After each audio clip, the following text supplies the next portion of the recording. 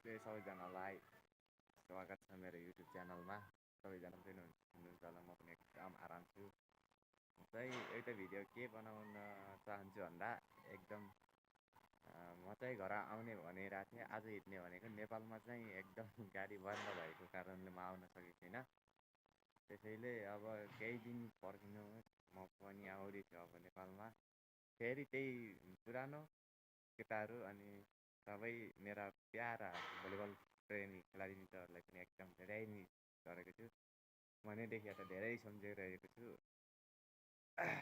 सबैजनालाई miss you. अब केही दिनपछि म पनि त्यही भलिबल कोर्टमै उत्रन चाहन्छु। अब गाउँको जर्सी लाएर भलिबल कोर्टमा उभिन चाहन्छु। यही भन्दै म केही भनाइ टुङ्गाउन चाहन्छु। नमस्कार। माया प्रेम अमर हुन्छ निरमा